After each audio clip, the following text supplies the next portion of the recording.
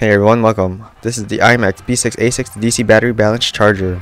Here's the package, watch me open it, and now we've got the brand new box. This is a genuine one. Be sure to watch out for the Chinese counterfeit ones all over eBay and Amazon. Before we get into the good stuff, previously, on my last video that's on my channel, if you haven't checked out my channel, you can watch how I made this robot, which is the sumo robot WD-02. Anyways, this is the XT30 that does not come with the battery charger, and I needed it for the LiPo battery I have. And inside you can see more cables for a different type of batteries, such as a Dean's plug and many more. Here is the battery charger itself. Reminds me of Thomas the Tank Engine. And here I'm going to uncoil the power plug and plug it into my power outlet. This takes a standard 3 input prong to your wall outlet. As you can see, I was having a hard difficulty figuring out which wire I should disconnect from my setup because I have a lot of wires. Here I'm going through the different modes that I can charge my battery.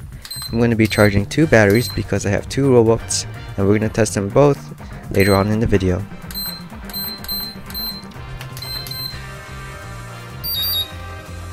That sound you heard right now is basically the confirmation that the battery is going to be charging. There are different modes that you can choose, such as fast charging, balance charging, and many more. So here I charge my batteries.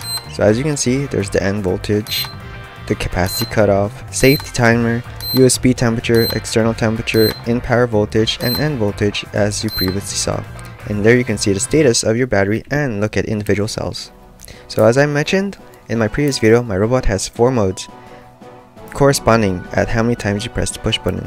1 press is Falcon mode, 2 presses is slow search, 3 presses is flag mode, no presses is default mode, and 5 presses is debug mode, which tests all the sensors and the motors accordingly.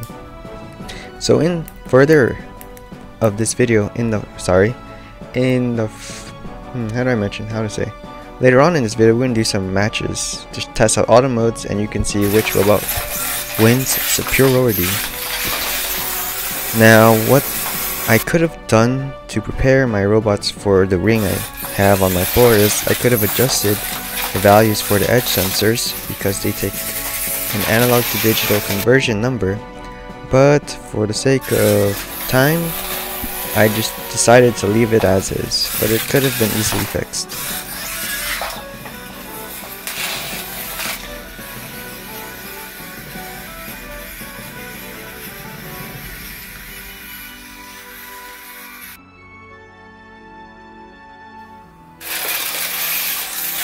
Oh, okay.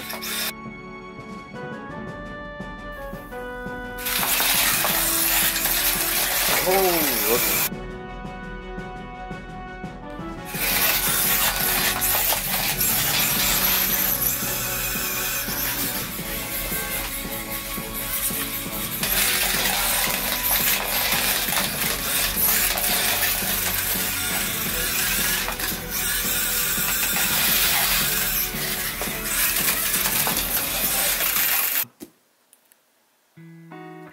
So during the battle, the bracket got knocked off and the screws are completely gone for the bracket, so I'm just gonna have to fix it.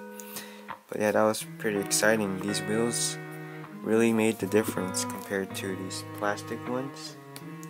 So this robot, the one I made, actually can beat this one because this blade actually gets under this robot. So then it's going to detect the white on here and it's going to force this one to back up because of the edge sensors. So yeah, my robot can beat this one just because of the design, I guess. And later on in my next future video, this finally arrived. So the next video is going to be on this, the VIRB, Garmin VIRB. So hopefully you look forward to that video. Comment, rate, subscribe. Comment, like, subscribe, and have a fantastic day.